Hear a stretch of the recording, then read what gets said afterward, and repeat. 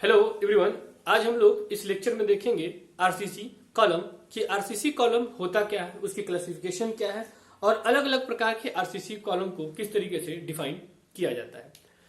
ये column RCC column maximum exam में theory में पूछे जाते हैं, बीटी बोर्ड के लिए तो स्पेशली, और कि कॉलम किस तरीके से कैटेगराइज हो रहा है, कॉलम क्या होता है और उनके कैटेगराइजेशन के बाद उनमें और अलग अलग कैटेगराइजेशन किस तरीके से हो रहा है, उनके सब पार्ट्स कितने होते हैं, क्लासिफिकेशन कितने होते हैं।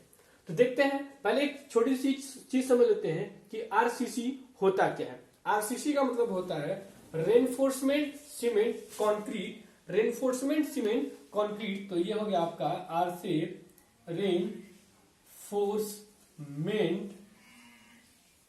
सीमेंट, ये हो जाएगा आपका कंक्रीट, रेनफोर्समेंट सीमेंट कंक्रीट, ये होता है आपका आरसीसी। अब देखिए, अब इस आरसीसी बनता कैसे है, ये छोटी सी चीज हम लोग समझ लेते हैं कि आरसीसी बनता है। क्योंकि कभी कभी आरसीसी भी पूछ लेता है कि आरसीसी क्या है, आरसीसी से आप क्या समझते हैं, इसका क्या मतलब होता है। देखिए, जब हम लोग स्टार्टिंग में क्या होता है कि सीमेंट और सैंड को क्या करें, सीमेंट और सैंड को ड्राई फॉर्म में मिक्स करते हैं, इसको बोलते हैं हम लोग गाउटिंग, इसको बोलते हैं गाउटिंग। क्लियर है? जब ड्राई फॉर्म में सीमेंट और सैंड को मिक्स किया जाता है तो इस चीज को बोला जाता है गाउटिंग। और इसी गाउटिंग में जब वाटर मिला दे, it means cement plus sand plus water, तो इसी को बोलते हैं हम लोग मोर्टार, इसी को बोलते हैं मोर्टार। मोर्टार क्या होता है, ये कभी कभी एंट्रेंस एग्जाम में डायरेक्ट क्वेश्चन पूछ लिया जाता है कि मोर्टार क्या है या फिर आपकी गाउटिंग क्या है। तो क्या है, सीमेंट और सैंड के मिक्सअप को बोलते हैं गाउटिंग, सीमेंट सैंड और वाटर को बोलते हैं हम लोग मोर्टार। और आगे देखते हैं कि cement plus sand plus aggregate, और एग्रीगेट में कौन कौन सकते हैं, फाइन एग्रीगेट भी हो सकता है या आपके कोर्स एग्रीगेट भी हो सकते हैं, कोर्स एग्रीगेट। और इसे अगर इसे हम लोग क्या मिला दें, वाटर मिला दें, इसको बोलते हैं हम लोग कंक्रीट, इसको बोलते हैं हम लोग कंक्रीट। तो कंक्रीट में क्या क्या मिक्सअप हो रहा है, cement sand aggregate and water, तो उसको बोलते हैं हम लोग कंक्रीट। आगे देखते हैं, इसी में हम क्या कर दें कि cement plus sand plus aggregate plus reinforcement मिला दें, इसको और वाटर मिला दें, तो इसी को बोलते हैं हम लोग आरसीसी, रेनफोर्समेंट सीमेंट कंक्रीट। तो ये कभी कभी एग्जाम में पूछ लेता है, छोटी सी चीज है जो एक नंबर में एंट्रेंस एग्जाम में पूछ ली जाती है कि मोर्टार क्या है या फिर गाउटिंग क्या है। तो हम वहां से जो ऑप्शन होगा उसमें सही तरीके से टिक कर लेंगे। क्या होगा, गाउटिंग क्या कहलाती है, सीमेंट सैंड, और मोर्टार क्या कहलाता है, सीमेंट सैंड एंड वाटर को जो मिक्सअप होता है उसे हम लोग क्या बोलते हैं, मोर्टार कहते हैं। तो ये आपका एक नंबर यहां से आपका सेफ हो जाता है। अब समझते हैं कि आरसीसी कॉलम क्या है। तो ये अब आरसीसी हो गया। अब कॉलम का क्या मतलब होता है, तो कॉलम एक ऐसा मेंबर है जो किसी भी बिल्डिंग का एक महत्वपूर्ण भाग है, वो एक महत्वपूर्ण भाग है क्योंकि पूरी संरचना का जो भाग, अब देखिए संरचना कौन कौन से भाग होते हैं ये हम आपको बता देंगे। तो ये कॉलम किसी भी संरचना का सबसे अहम भाग होता है। तो कॉलम एक वर्टिकल मेंबर होता है जो किसी भी संरचना के ऊपर से आने वाले भार को अपने ऊपर सहन करके नीचे फाउंडेशन में ट्रांसफर करता है। अब देखिए होता क्या है, इस पॉइंट को हम लोग समझ लेते हैं। तो हो क्या रहा है, यहां से कॉलम को समझना है। तो कॉलम देखिए, अब कोई भी बिल्डिंग क्या होती है, एक अर्थ सरफेस से ऊपर का पार्ट होता है और एक अर्थ सरफेस के नीचे का पार्ट होता है। तो जो अर्थ सरफेस के ऊपर का पार्ट, जो नीचे का पार्ट होता है उसको बोलते हैं सब स्ट्रक्चर, और जो ऊपर का पार्ट होता है उसको बोलते हैं सुपर स्ट्रक्चर। अब देखिए, जो कॉलम बनाया जाएगा आपको कहां होगा, वो सुपर स्ट्रक्चर में होगा। तो सुपर स्ट्रक्चर में अब देखिए क्या होता है कि कॉलम में एक एक बहुत छोटी सी चीज समझनी है कि जब कोई ऐसा मेंबर जो 90 डिग्री पर खड़ा हो, जो एक ऐसा मेंबर जो 90 डिग्री पर खड़ा हो, तो उसे हम लोग क्या बोलते हैं? कॉलम बोलते हैं। क्लियर? लेकिन अगर 90 डिग्री से ज्यादा हो या 90 डिग्री से कम हो, क्या कह रहे हैं कि ये थीटा क्या हो, 90 डिग्री से कम हो या 90 डिग्री से ज्यादा हो, इस मेंबर को बोलते हैं स्ट्रट। इस मेंबर को बोलते हैं स्ट्रट। तो ये बेसिक डिफरेंस हो गया कि जब मेंबर 90 डिग्री पर ऊर्ध्वाधर की दिशा में खड़ा है तो क्या कहलाएगा? कॉलम कहलाएगा। और यह 90 डिग्री से कम है या 90 डिग्री से ज्यादा है तो वो क्या कहलाएगा? हमारा स्ट्रट कहलाता है। अब यहां से चीजें समझते हैं कि कॉलम का मेन फंक्शन क्या है। तो कॉलम क्या होता है? कॉलम लोड ट्रांसफर करता है। कॉलम क्या करता है? ये लोड ट्रांसफर करता है। कहां से करेगा? कि देखिए, जब कोई स्लैब है तो स्लैब का सेल्फ लोड, क्लियर, स्लैब का सेल्फ लोड और इस पर पड़ने वाला कोई भी लाइव लोड अगर है तो क्या करेगा? इस स्लैब के लोड को वो कहां ट्रांसफर करेगा? बीम करेगा। ये स्लैब अपना लोड कहां ट्रांसफर करेगा? बीम पे करता है। और ये बीम कहां ट्रांसफर करेगा आपका लोड? यानी वो किसका? अब स्लैब का लोड और बीम का लोड, ये दोनों लोड कहां ट्रांसफर होंगे? ये होंगे आपके कॉलम पर ट्रांसफर होंगे। और कॉलम, अब यहां से आपका कॉलम होता है तो कॉलम अब क्या करेगा कि कॉलम उस लोड को सब स्ट्रक्चर पार्ट में ट्रांसफर करता है। यानी कि क्या हो जाएगा कि अब ये कहां करेगा? फाउंडेशन को, फाउंडेशन में जो आपकी नींव होती है उसको ट्रांसफर करेगी। और ये फाउंडेशन जो आपकी नींव है ये कहां करेगी ट्रांसफर? सॉइल की ऊपर, सॉइल के ऊपर वाली लेयर पर यह अपने लोड को क्या कर देती है? ट्रांसफर कर देती है। तो कॉलम क्या हो रहा है कि कॉलम लोड ट्रांसफर करता है। स्लैब के लोड जब बीम पर आते हैं, बीम का लोड जब कॉलम पर आता है तो कॉलम उस पूरे लोड को फाउंडेशन पर ट्रांसफर करता है और फाउंडेशन मृदा पर ट्रांसफर करती है। तो इस तरीके से कॉलम का मेन फंक्शन होता है, काम होता है। अब जितने भी बिल्डिंग बनाई जा रही हैं वो क्या बन रही हैं? वो कॉलम बेस पे बन रही हैं। क्यों? क्योंकि स्लैब लोड ट्रांसफर कर रहा है बीम को, बीम कर रहा है कॉलम को। तो यहां पर आपका वॉल का काम कम रह गया, यानी कि वॉल पर जो लोड जा रहा है वो नगण्य के बराबर जा रहा है। तो इसी वजह से अब ये वॉल किसका काम करती हैं? पार्टीशन वॉल का काम करती हैं।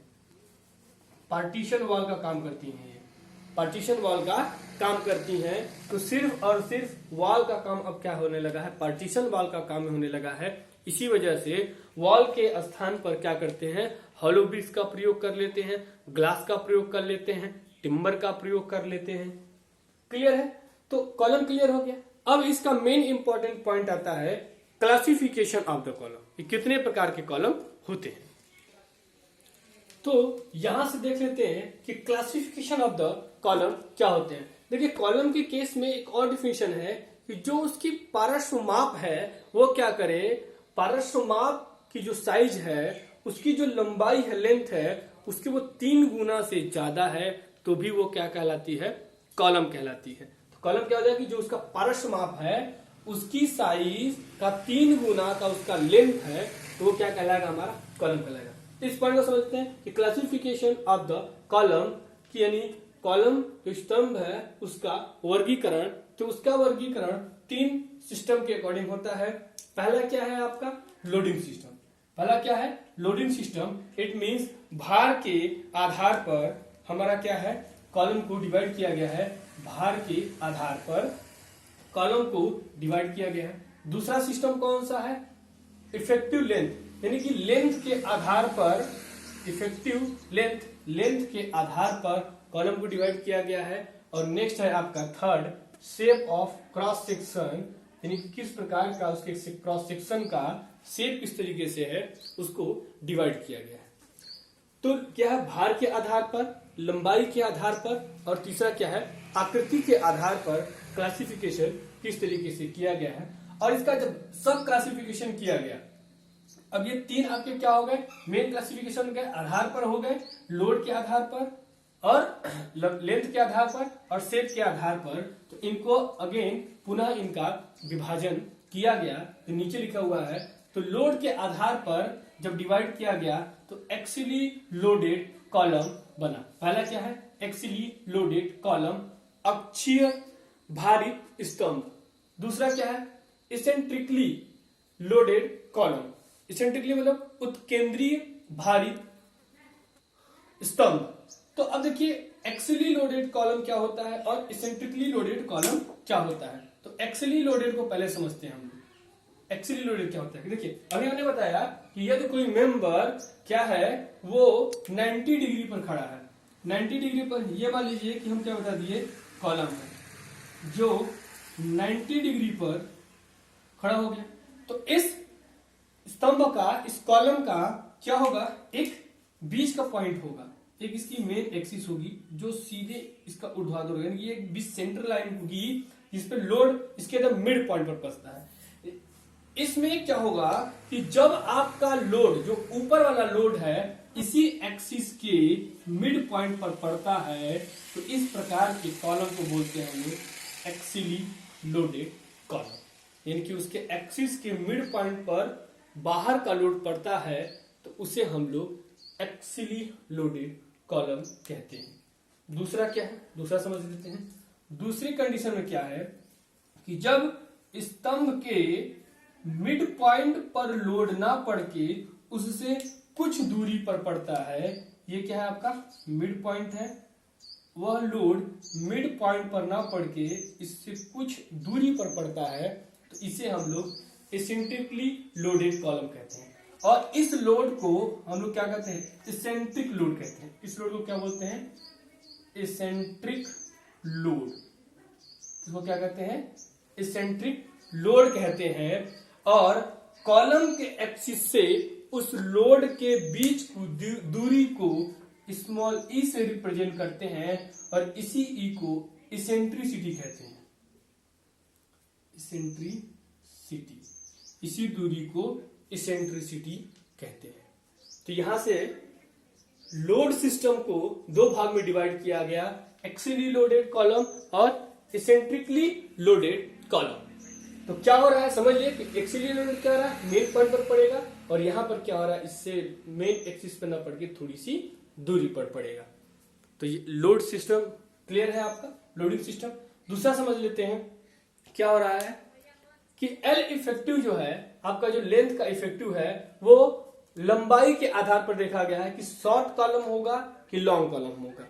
तो लेंथ के आधार पर कॉलम को पुनः दो भागों में विभाजित किया गया, short column and long column, लघु स्तंभ एंड दीर्घ स्तंभ। तो लघु स्तंभ और दीर्घ स्तंभ के लिए आप थ्योरी में लिख सकते हैं, एक मेन इसका फॉर्मूला होता है, समझ लेते हैं कि यदि condition L effective upon D का मान 12 से कम हो, अर्थात उसके इफेक्टिव लेंथ और डी मतलब पार्श्व माप का जो रेशियो हो वो 12 से कम हो, तो इस प्रकार के स्तंभ को हम लोग कहते हैं लघु स्तंभ कहते हैं।